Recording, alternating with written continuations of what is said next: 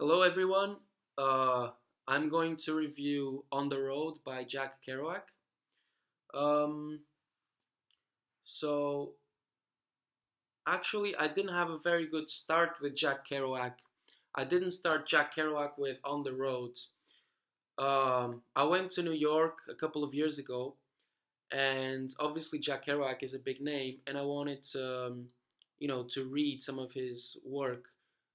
And when I went to New York, I was actually reading a different author at the time, but I bought Dr. Sachs, which is another of Jack Kerouac's works, and I just breezed through the pages, the first few pages, to see what his writing style was like.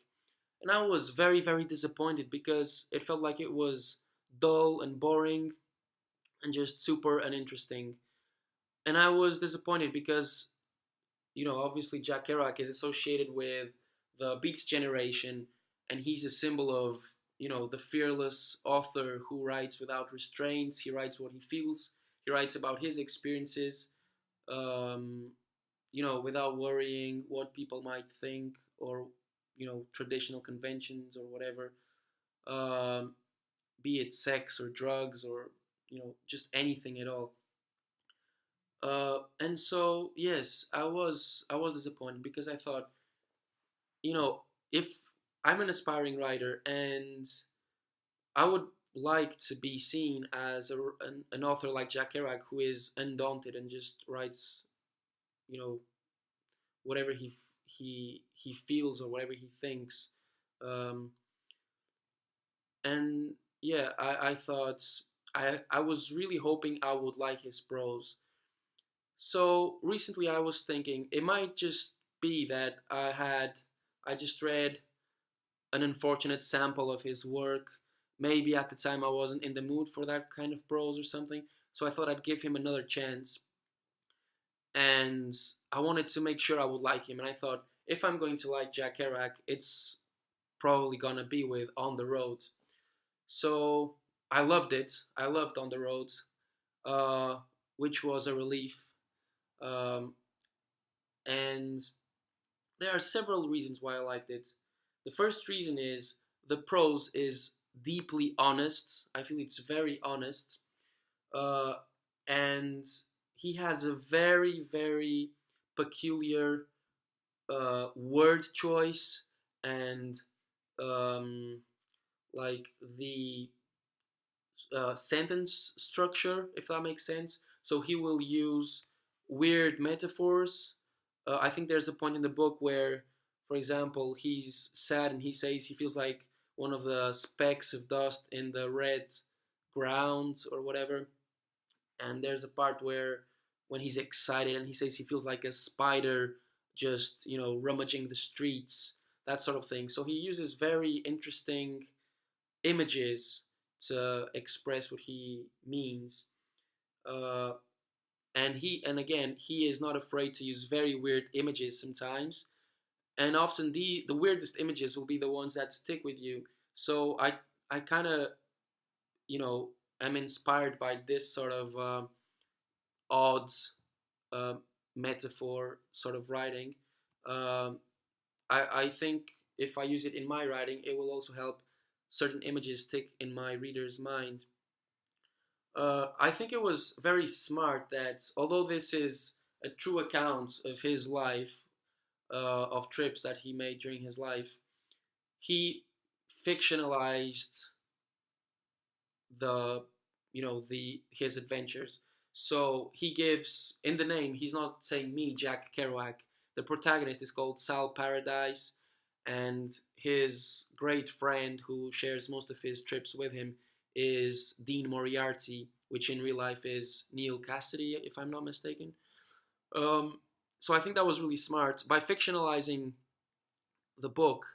Um, it obviously solves many problems, such as there are many people involved, and maybe he would need their consent. I don't know, maybe he still needs their consent, but anyway, the same events perceived by different people, by him and his friends, their account afterwards might be very different. So the same event might be seen as very, very different. So maybe it wouldn't be even fair for him to like say, this is what happened, and then the other people who were involved would be thinking like, no, that's not how it happened. So it's also smart in that way that he fictionalized it, because he always has that excuse, this is fiction, this is not, the accurate thing. Another thing I enjoyed about this book is it made a reference to a Portuguese guy. I'm Portuguese myself, and that's quite cool because like where we are around 10 million Portuguese people in Portugal, so plus a few other million around the world, which means, we are a very small, there's not many Portuguese people around the world. So it's good to see references to Portuguese people, and that they're out there because, it's a tribute to the Portuguese spirit of traveling in the 15th century. I think the world was divided between Portugal and Spain. Uh, and they were sailors just opening, you know, bringing new worlds to the world, that sort of thing.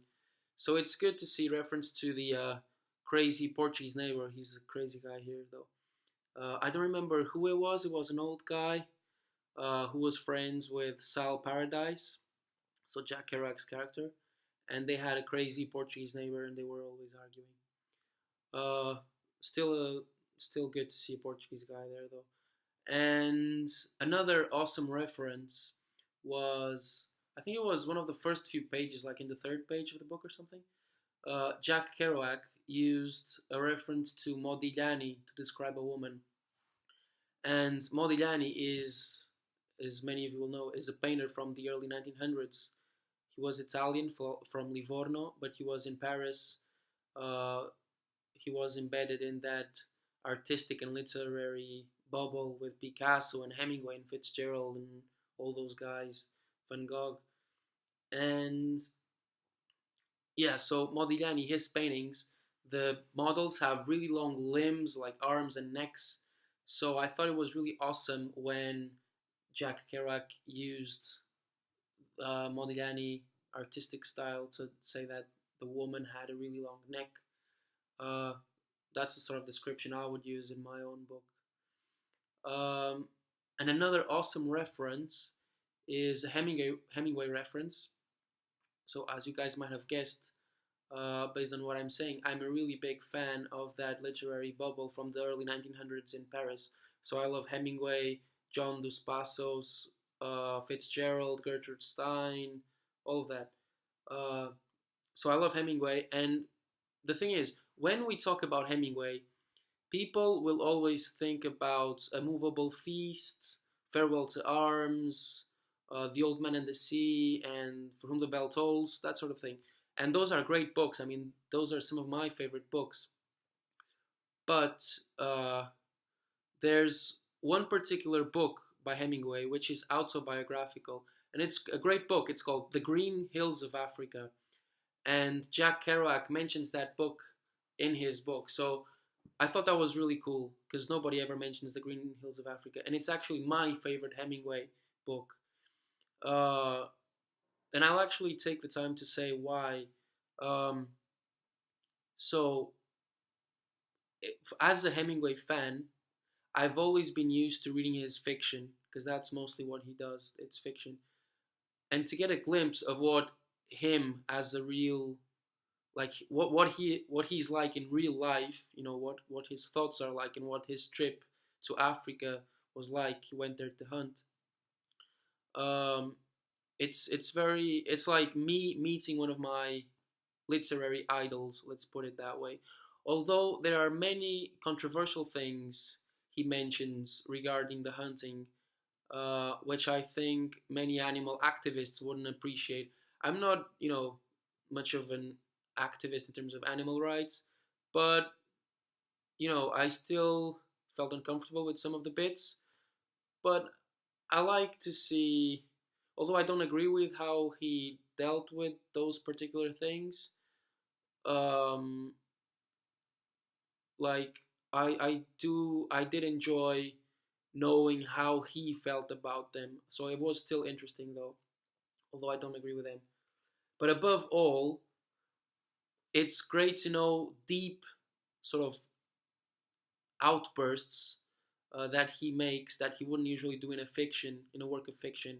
So he will be talking about something that happened, and then that thing reminds him of something else, of some deep thought that he has been having for a while. And one of those thoughts comes early on the book, and he's mentioning how it's great to go hunting because you have to wait a long time, sometimes days, camping, waiting for the animal to appear, and so that you get a chance to shoot the animal. But the waiting is not boring, it's actually interesting. It's part of the fun because you don't have a deadline. So you know you're there to hunt, which is something he enjoys, and he is not in a rush, and it's a thought he enjoys, the not being in a rush. And then he says how this reminds him of the young boys who would go to Paris in the early 1900s, aspiring artists or writers, and their parents or whoever was paying for them to be in Paris would allow them to be there for 2 or 3 years maximum, and that would be the time they would have to become a successful writer or artist, painter, whatever. And if after 2 or 3 years they didn't, they weren't publicly well acclaimed, they would be sent home and they would take over their father's business or whatever. Um, and Hemingway says it shouldn't be that way. It always shocked him that people did that because he thinks if you're a writer or a painter, you should do it because you need to do it and you want to do it and you should do it until you die because that's what you do. And I totally agree. As I myself was doing medicine, I dropped out of med school to pursue a career in writing, so I really feel what he was saying. So yeah, it was great to have that a reference to the green hills of Africa because nobody ever mentions that. Um, oh, and just really quickly as well, I've seen some reviews on YouTube as well about this book, and several people were saying how this book doesn't have a real plot because basically it's just Jack Kerouac traveling around the USA. But I feel like it's not, it's not right to say that there isn't a plot here because um, a lot of things happen in the travels. So it's not just them moving around. It's actually things that happen, relationships that begin and relationships that end, and relationships that transform the characters. So I think there is a plot here, and it's a very strong plot. Um, but that's my perspective. I don't know. I think life is all about traveling. So there's, you know, it doesn't need to be a very complex plot that intertwines with all the characters. I don't know. It just feels honest this way. I like it. Yeah, that's what I had to say.